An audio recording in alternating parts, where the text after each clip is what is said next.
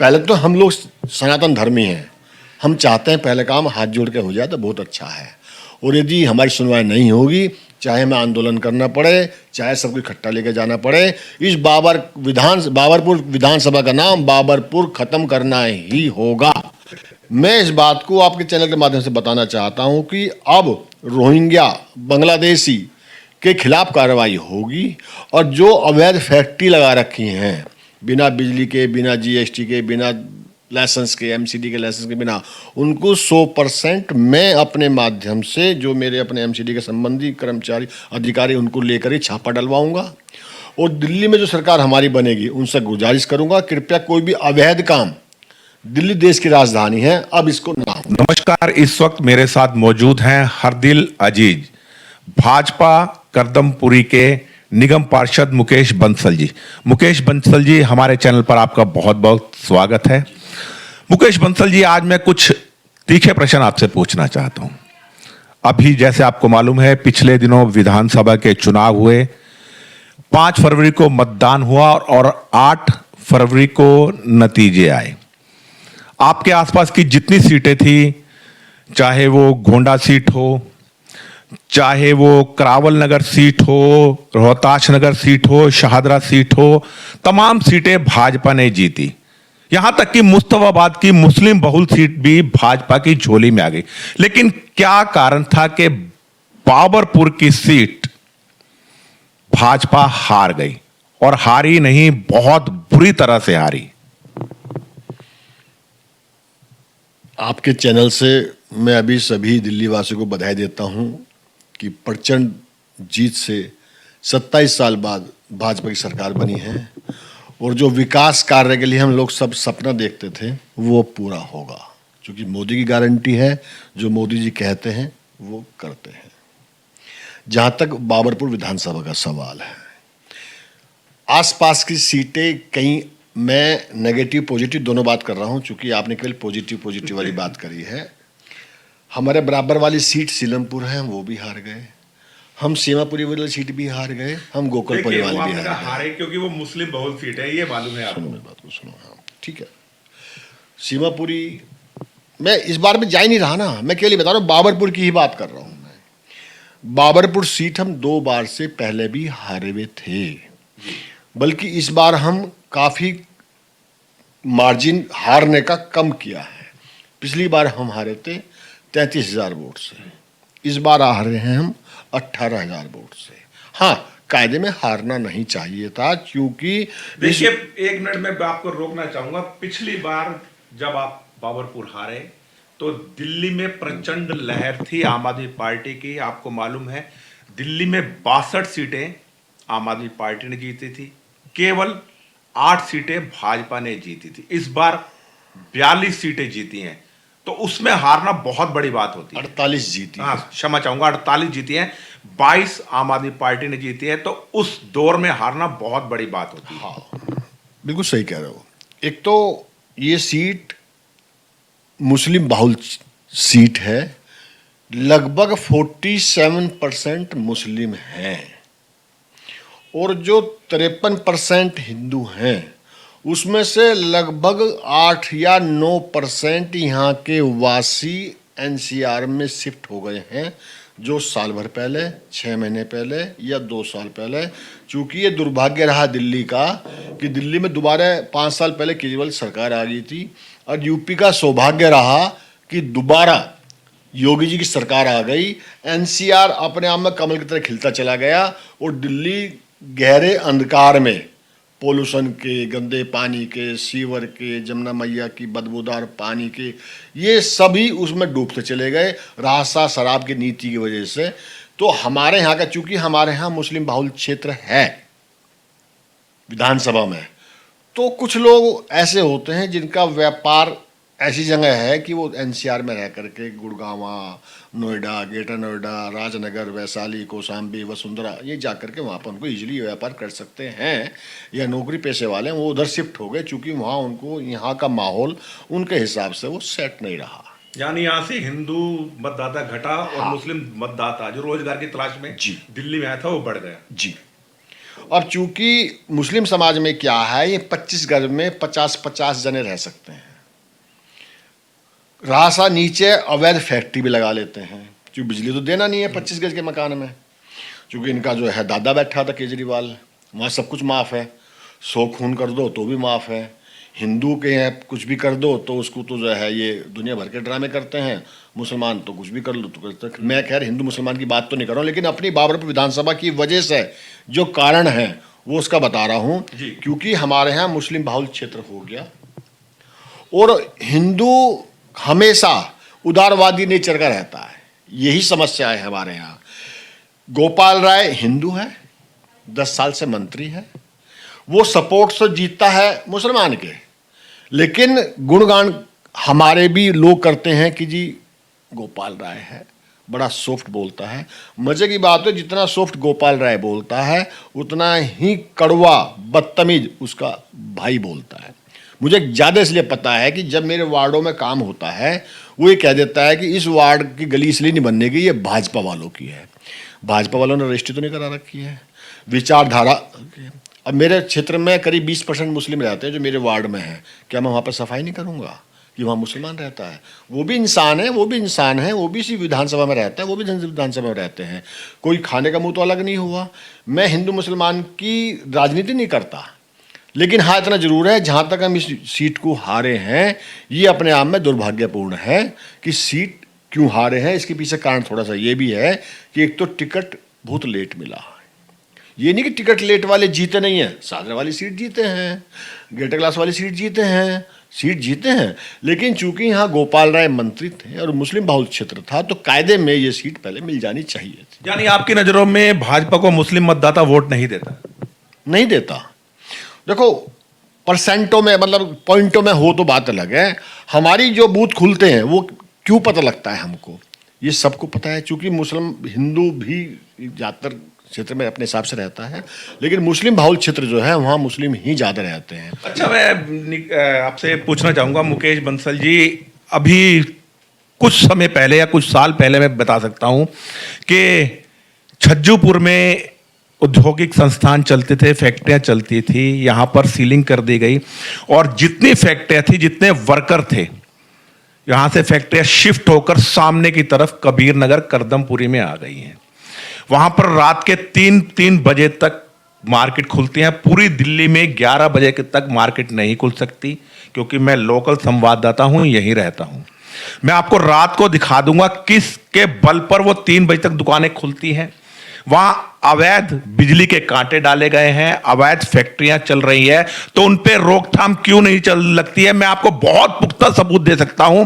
जिस तरह से कहा जाता है कि ओखला में अवैध घुसपैठिया रोहिंग्या और बांग्लादेशी रहते हैं, कबीर नगर, जाफराबाद, सीलमपुर के अंदर, करदमपुरी के अंदर, आपके वार्ड में भी बहुत से अवैध घुसपैठे हैं। क्या अब भाजपा की सरकार आने के बाद जो अवैध तरीके से फैक्ट्रियां चल रही हैं आपके क्षेत्र के अंदर, जो रात के 3 बजे तक मार्केटें खुलती हैं, जहां जिनकी वजह से बहुत ज्यादा आपराधिक घटनाएं भी हो रही हैं इस इलाके में, क्या ये सब रुक पाएंगी और आप रोकेंगे?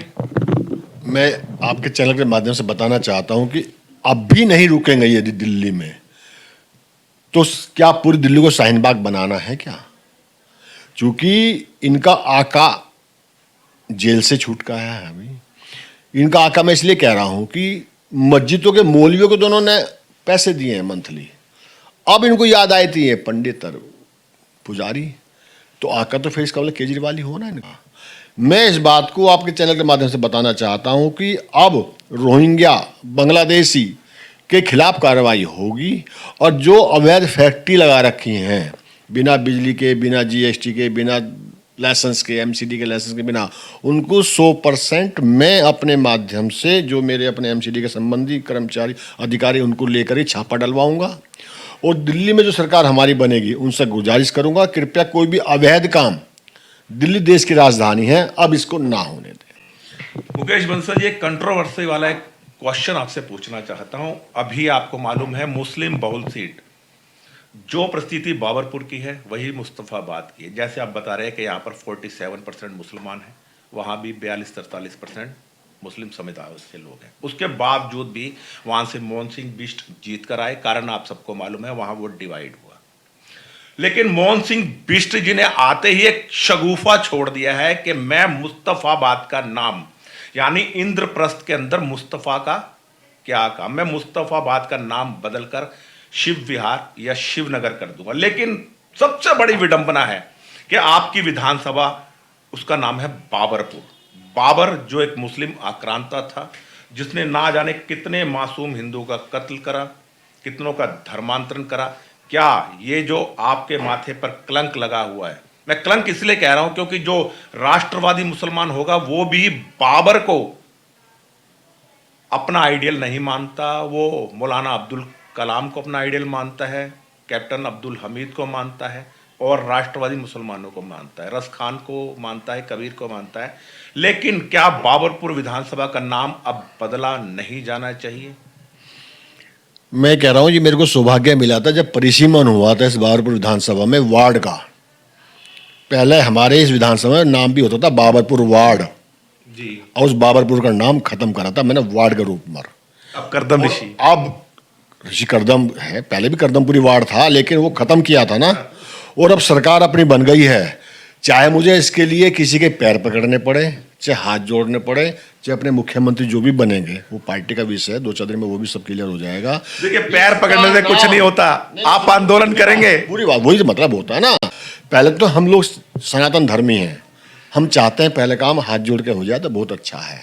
और यदि हमारी सुनवाई नहीं होगी, चाहे हमें आंदोलन करना पड़े, चाहे सबको इकट्ठा लेके जाना पड़े, इस बाबरपुर विधानसभा का नाम बाबरपुर खत्म करना ही होगा। यानी आप भगवान राम की नीति पर चल रहे हैं, पहले प्रार्थना करी जाएगी समुद्र देव से, नहीं माने तो तरकश से बांध भी निकाल लेंगे। और चूंकि हमारे सांसद ने भी उठाया, संसद में उठाया है, और मैं भी उन्हीं की बात पे कहता हूं कि इस बाबरपुर विधानसभा का नाम बाबर के नाम से हटाना होगा। जो भी हमारे वक्ता आता है, मजे की बात तो ये है, वो कहते हैं मैं कहाँ आ गया। हमें खुद शर्म आती है, मतलब जिसका नाम 500 साल बाद हमने श्री राम मंदिर बना करके उसका नाम भी खत्म ही कर दिया एक महीनों में, तो दिल्ली में विधानसभा का नाम बाबर के नाम से हो, ऐसा नहीं होंगे। चाहे हमें को कुछ भी करना पड़े, इसी पीरियड में इस बाबरपुर विधानसभा का नाम बदलवा के रहेंगे, चाहे वो नाम कुछ भी हो, अपने किसी पूर्वज के नाम पे हो, किसी भगवान, वो हमारा विषय नहीं है। हमारा है कि बाबरपुर का नाम हटा करके, बाबर का नाम हटा करके कोई और पुर रख दिया जाए, जो भी हो वो संभवतः है उसको हटवाएंगे। चलिए मैं एक और अंतिम प्रश्न ले लेता हूं। अभी दिल्ली में सरकार गठित नहीं हुई है और कई क्यास लगाए जा रहे हैं कि दिल्ली का मुख्यमंत्री अगला कौन होगा। आपकी नजर में दिल्ली का मुख्यमंत्री कौन होना चाहिए? 100% ईमानदार होगा, 100% सनातन धर्मी होगा और 100% ऊपर वालों के अनुसार जो सोच है, दिल्ली की जनता की सोच है, मुख्यमंत्री वो होगा। बहुत चालाकी से आप मेरे प्रश्न को टाल रहे हैं, यानी आप खुलकर नाम नहीं बताएंगे कि कल को कोई मेरे से नाराज ना हो जाए। तो मेरे हाथ में है क्या? अरे फिर भी एक मन में एक नाम तो होता है। नहीं, मेरा देखो, मेरे लिए सारे जो 48 जीत है ना, मेरे लिए सारे आइडियल है, क्योंकि बहुत दिन बाद 27 साल बाद राजनीतिज्ञों वाली बात कर दी आपने।